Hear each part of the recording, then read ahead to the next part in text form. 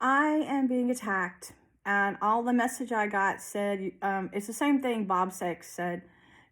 Embrace your Bob's offspring. It's a psychopath group. I never didn't embrace them. I just, after they turned to be 18 and they hadn't seen their father in 10 years, and they said that she told them they replaced their stepdad with him, and they kept defying court orders. Then I realized that Bob had lost. But I never did anything against any of them.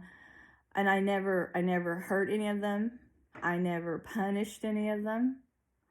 I think the only one I ever punished in 2 years was Justin. One time Bob punished him. He done something he shouldn't have done. He sent him to his room for 2 hours. I let him out early.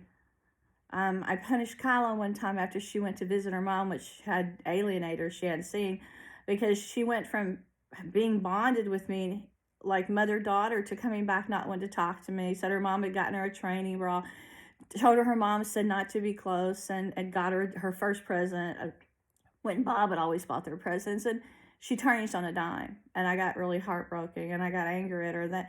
That's the only child I ever grounded other than Justin, and that was just trying to protect her, trying to save her, trying to protect them all and save them all from a force that was using them for self-gain and not visiting them and lying to them and taking their virtue by trying to get them to lie in court. I used to be a teacher's assistant. I used to be a nanny. I always taught children to keep their virtue, never be dishonest. I thought a child's innocence and virtue is something that is holy and that you cherish and protect at all costs. And then after so much violence erupted, and before I even met Bob, Chris had to be sent to military academy because of violence in the home. I realized I was in a different environment than I'd ever known in my whole life. I'd been around several needy children. I used to write stories about them in high school, and I was a feature editor in my newspaper trying to get donations for them. I had always worked around lots of innocent children, and ever since I was in my teens, I was taking care of kids, and my mom started taking care of kids when I was in 4th grade, every day after school. So I love children, but this environment, it brought evil into my life. I started having nightmares, and so when she tried to send a court order and get us up the day after we got married, had a lawyer call us at 7:30 in the morning, and every anniversary she filed a court motion with Tava to try to break us up. It was controlism. I wasn't supposed to take down anything that should ever been left behind, which was very little. She didn't take. Never touch it. It was a very sick situation. It was worse than Rebecca out of Hitchcock. And I said, I want to leave this giant house and I want to go to a little bitty tiny starter home and live on love, and I've got to escape because they're breaking in my home, they're stalking me. I can't take the kids on a vacation to Florida. They don't show up with Alex DeSico, Pam DeSico, comes all the way from Louisville just to try to control. And this was a sick situation. A First Wives Club, friends she knew from her own neighborhood would follow me to the pool if I take the kids and badmouth my husband and get him out of bed and always say, do what she says. It was just an evil coven of witches. So I came out here, and now they're trying to kill me here. And they said, oh, the Brett's boys want your land, and it goes all the way up to the White House. They were showing me White House stuff. They were saying that they're not just in on it, but now the Clooney people that use my work, Soderbergh, John Saul, Disney, they said I had a gift. I had a white aura. So they tried to get me to join the devil. They tried to get me to marry the devil. And now they're trying to steal my land. My land is sacred because there are supernatural forces here, and a lot of them are good. They want to destroy the angels. And I stayed here after they murdered my parents because I wanted to try to save them. But there's someone in my past that they knew that I was acquainted with since I was young, age 14. And they knew I had did his valet. They knew I had tried to promote him. They knew I gave him an award for his 20 years of showbiz in Newark and got introduced as a Sherry and a sign. They knew I'd been to 18 concerts for free in Vegas and been to the Four Tops manager's house to party with him. They knew there's one person in my past that was my mentor, that cares about me. And anytime I've ever been in his presence, he's always told me, I don't want you in the business because it's no place for a lady. I want you close to God. And he would always say, keep your faith in God. his advice. And one time, somebody that I knew that was an agent tried to keep me away from him one time, because I always get to go talk to him and he'd show him backstage. And he was waiting there, his friend was waiting there to try to keep me from seeing him.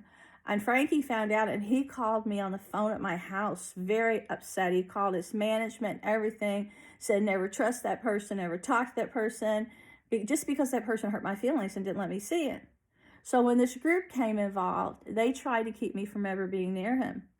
But we've been talking since last December, and I realized people are trying to kill him. I don't think that's the only reason he was invited to that Clive Davis event. And I started seeing his health go downhill, and I started feeling the same group that has latched on to me, that thinks they're starting a race, a war, and I hate Christians. They want to kill all Christians. They hate it if I talk to the Pope on my computer. They are trying to destroy me because I will not embrace John Saul. I will not embrace the dark side. I will not embrace. And then they sent me something today about Bob's kids, because they say they put us on a kill list to come and try to damn our souls. I'm a Christian, and anything negative, it pushes me away. So all night they were blinding my eyes. Then they started using some weapon on me they've never used from above that was putting pressure on my ears, just taking my hearing away. Then when I go outside, they're attacking me with some military weapon. Then they've been breaking in my home, leaving black rings, murdering animals and family pets and family members. And they're saying they're just surrounding me, moving in for the kill. Then they got Bob's ex-wife and Alex Asico and John Saul too, I believe, to be a part in this new business that opened 2 doors down that connects to my woods. And so they come after night and they use their military weapons. But they say I built an empire. Well, I don't join the dark side. I met Terry Brooks, John Saul's friend, the first Star Wars. He did the Star Wars trilogy, but at the first conference. Then they asked me to go on a cruise. Then they introduced me that I met a NASA scientist named Upendra Singh that asked me to a NASA Honolulu convention, and I wouldn't go. All these people, they came in my world. They stole my life. They stole my light energy. They tried to kill me several times. And they've even made Bob so sick now they're murdering him. And my dreams left when you murdered my parents. There was nothing left in me. But then I started getting back in touch with my friend Frankie last Christmas after you killed my animal. Well, she's like my daughter, Twinkles. She's like, she has the galaxy. The 22nd of this month, 21st of this month is her birthday. You killed her. You finally just killed me. And I was just getting weaker every day, and you wanted me to die. But then Frankie got in touch with me just when I was getting so weak, so lethargic. I told my husband I had no energy. They were draining it every day to try to steal my property. I can't go on. And then he got in touch with me, and then I saw that he was going downhill. Something was pushing him downhill. And then I started seeing clues. I started seeing the way his management company was working him to the grave, and how they were mistreating him, and how all these strange people were trying to kill him, because I had like 20 Frankie Valli impersonators contact me in the first few months, and they were all trying to say things to turn people against him. He has a great record. He has a great reputation.